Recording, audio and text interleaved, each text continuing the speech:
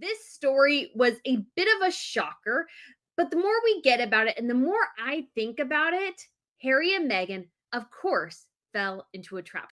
Context: the royal world does not judge actions the way regular families do. Every gesture, every photo, every absence carries symbolic weight. And when William and Catherine publicly wished Charles a happy birthday and global news outlets amplified their message, Meghan's silence became a contrast too sharp to ignore. Adding to this tension is the fact that Meghan has not seen King Charles in years. Her last known visit to the UK was in September 2022. It is unverified when she and Charles last spoke directly. There are no official reports confirming private communication between them. This creates a fog of uncertainty about where the relationship truly stands. And when silence appears within a fog, people assume distance. Meanwhile, Prince Harry has taken a different direction. His relationship with his father, which was strained after stepping back from royal duties in 2020, has reportedly improved. It is widely believed, though not officially confirmed, that Harry and Charles reconciled earlier this year. Harry himself publicly stated that his father would be his focus over the next year, signaling a real effort to rebuild bridges. And that statement becomes the key point. Harry is moving closer, but Meghan appears to remain distant. This tension creates a powerful dynamic and a dramatic contrast at the center of the Sussex narrative. Because while Harry has made steps toward repairing the bond with his father, Meghan's silence suggests she is not part of that process. Whether that is intentional or circumstantial remains unknown. Nothing has been verified about Meghan's personal position toward Charles at this moment. But a public absence invites public questions. Observers have pointed out that the optics of Meghan posting enthusiastically for Veterans Day only days before Charles' birthday amplify the contrast. The timing matters. If she had taken a week-long break from Instagram, the silence could be framed as neutral.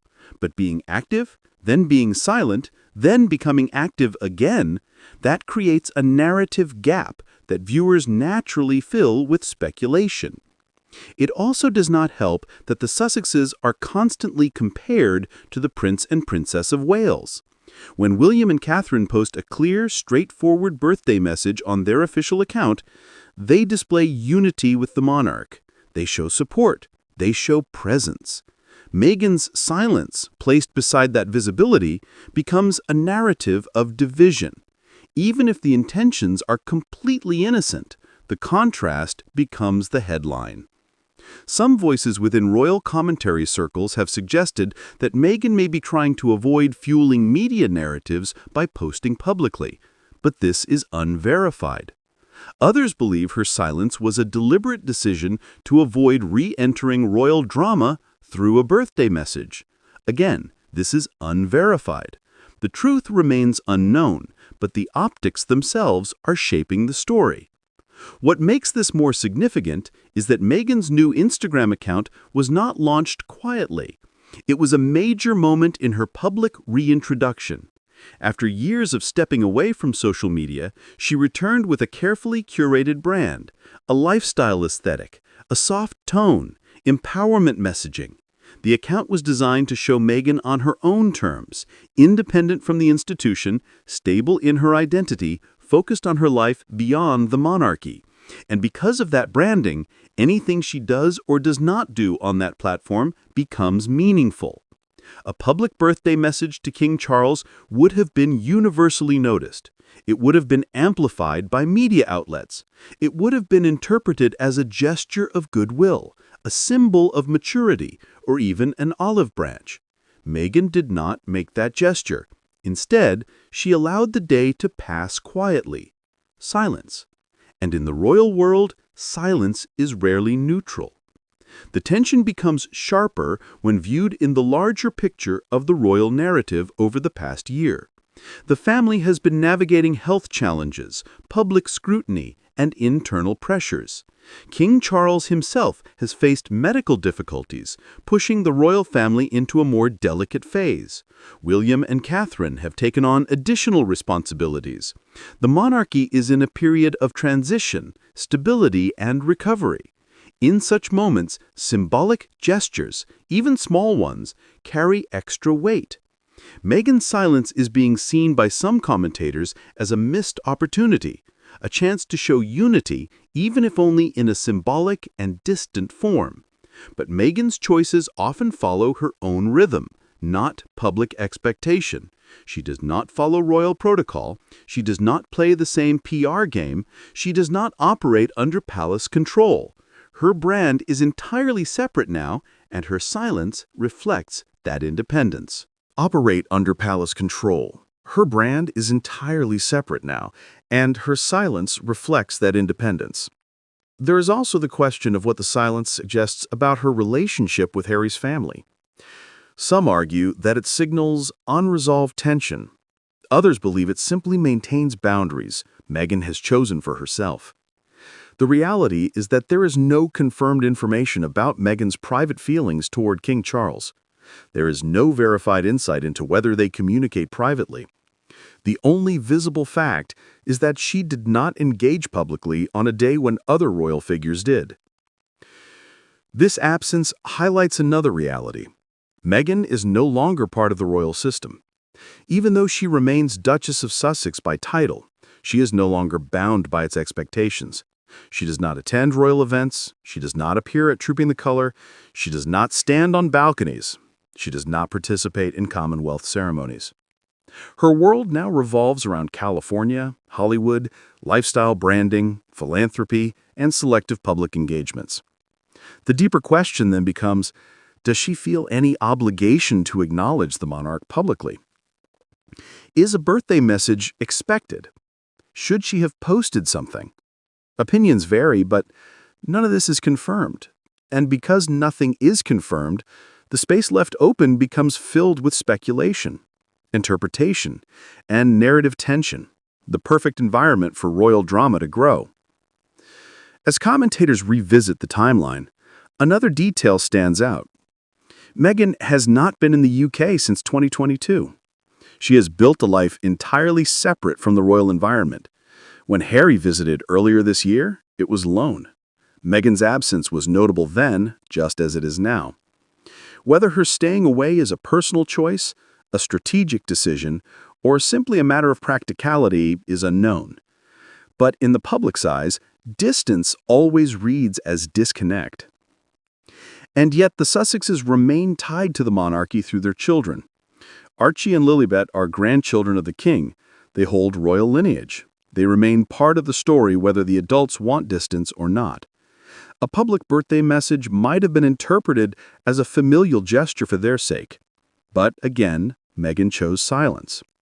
One could argue that Meghan understands the media too well to believe that posting anything about the royal family would go quietly.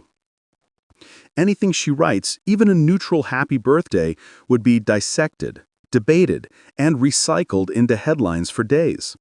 Some believe her silence is a way to refuse participating in the never-ending royal narrative, but this remains purely speculative. Meanwhile, Harry's position sits in the middle. He has one foot in the past and one foot in the future. He appears to be rebuilding connections with his father while maintaining his new life in California. But his connection to the monarchy, unlike Meghan's, remains emotional and symbolic. For him, a birthday message, a reunion, or a conversation carries more weight.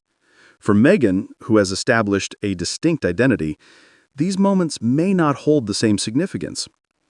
The next layer of tension emerges from the fact that the royal family is in a phase of tightening unity. William and Catherine's message to the king was warm and predictable. Other working royals posted tributes. The institution appeared aligned and cohesive. Meghan's silence, set against that unity, becomes sharper. It becomes a reminder that the Sussexes are no longer part of the core structure. It becomes a reflection of the distance that has been growing for years. Despite all of this, it is important to emphasize what we do not know. There is no confirmation that Meghan intended to snub the king. There is no verification that she holds any negative feelings toward him. There is no proof that her silence was meant as a message. The only fact is that she did not post publicly. Everything beyond that lies in the realm of interpretation. It is also unverified whether Meghan and Harry sent Charles private birthday wishes. Many outlets speculate that they likely did, but this has not been confirmed. If they did send private greetings, that would recontextualize the silence. But until this is confirmed, the public sees only what is visible, a lack of acknowledgement on social media. In the days ahead, the narrative will continue to evolve. Royal watchers will examine whether Meghan resumes posting normally. They will look for any subtle hints in her content. They will observe whether Harry returns to the UK in the coming months and whether Meghan accompanies him. Any movement, any gesture, any silence will be interpreted as part of the larger dynamic between the Sussexes and the monarchy. The truth is that Meghan Markle's silence is not just about a missed birthday message. It's about symbolism, perception, and the ongoing tension between an independent public figure and an ancient institution still adjusting to her departure. It's about the distance that has grown since Megxit. It's about the public's desire to understand what remains hidden behind palace walls and California gates. It's about a family navigating a complex and painful chapter, and a woman choosing when and how to speak. As the royal landscape continues to shift, Meghan's silence will remain part of the larger narrative. Whether it was intentional, strategic, or simply a personal choice, its impact reverberates through the monarchy. And the world will continue to watch what she does and does not do in the months ahead.